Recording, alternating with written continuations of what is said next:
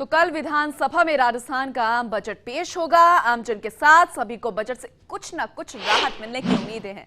बताएंगे कुछ जिलों के लोगों की क्या क्या उम्मीदें हैं इस बार, लेकिन उससे पहले ये जान लेते हैं कि विपक्ष का क्या कुछ कहना है आगामी बजट को लेकर। तो उनके अनुसार इस बार बजट लोक लुभावन नहीं होगा, क्योंकि राजकोषीय घाटा इतना बढ़ चुका है कि जनता को बजट से कुछ नहीं मिलने वाला। कांग्रेस का कहना है कि सीएम राज्यपाल अभिभाषण के जवाब के दौरान ही कड़वी गोली खाने के संकेत दे चुकी है, लिहाजा टैक्स में तो किसी प्रकार की छूट नहीं मिलने की उम्मीद है। कांग्रेस का यह भी कहना है कि हर वर्ग आज महंगाई से जूझ रहा है, ऐसे में सरकार को महंगाई से राहत दिलाने के लिए बजट में अहम घोषणा करनी चाहिए। वहीं कांग्रेस विधायक शकुंतला रावत ने सीएम से बजट में महिलाओं के लिए विशेष सौगात देने की भी अपील की है।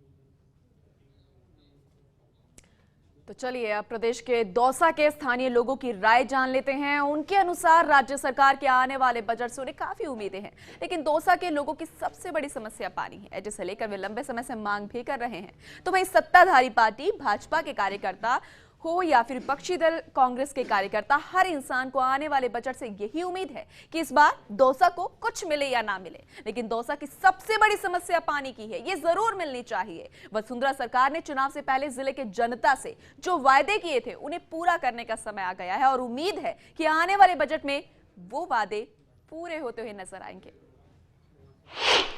देखो, राजस्थान सरकार जो बजट देगी वो गरीबों के हितों के लिए और आम जनता के हितों को ध्यान में रखते हुए अच्छा बजट देगी। हर क्षेत्र में कुछ ना कुछ मिलेगा। पानी के लिए विशेष प्रावधान की व्यवस्था की गई है। ये सरकार से पानी आए या बीसलपुर से पानी आए, इसके लिए हम आशा रखते हैं राज्य सरकार से कि उसके लिए बजट दे। पिछले घोषणा पत्र में मुख्यमंत्री जी ने 15 लाख रोजगार देने की घोषणा की थी, अभी तक उनमें से एक की भी पूर्ति नहीं हो पाई है। हम उम्मीद करते हैं कल आने वाले बजट से अधिक रोजगार मिलेगा युवाओं को। अब कल माननीय मुख्यमंत्री महोदय बजट पेश करेंगे। हमारे तो दौसा की यही सबसे बड़ी विकट समस्या वो पानी की समस्या है। दूसरी समस्या है उस अस्पताल की है, जिसके लिए काफ़ी समय से बिल्डिंग बनी हुई है लेकिन कोई काम हो रहा नहीं। बजट के अंदर पानी के लिए कितनी राशि सैंक्शन करती है दौसा के लिए।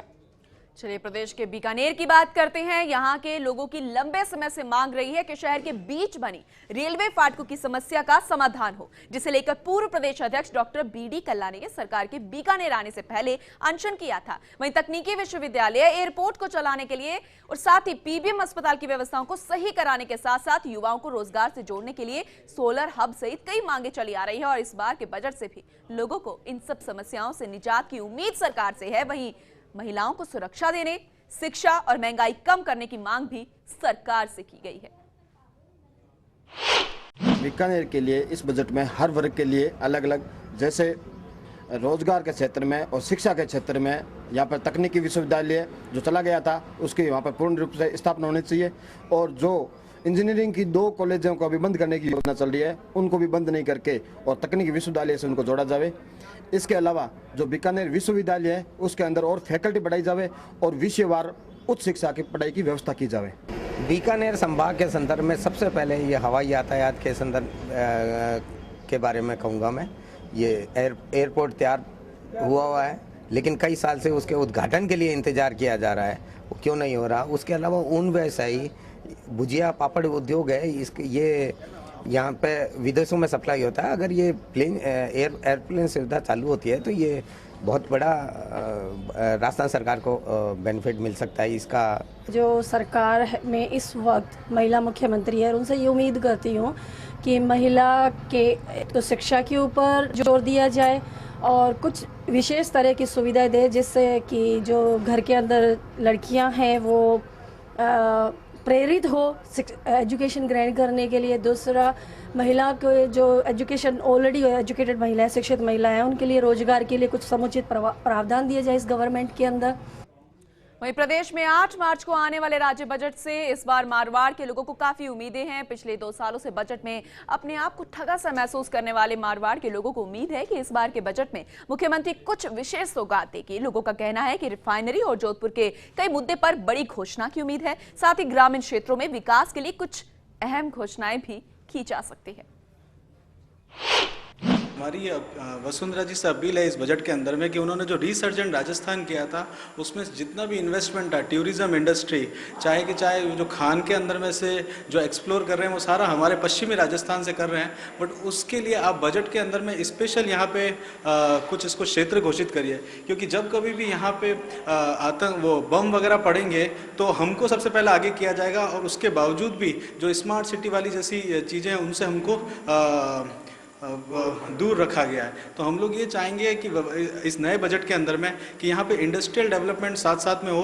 बाड़मेर और जालोर के अंदर में और पाली के अंदर में केंद्रीय विद्यालय वगैरह खुलने चाहिए, जिसके कारण जो फौजी हमारे बाहर देश की रक्षा करते हैं उनकी बच्चों को स्कूलिंग वगैरह मिल सके।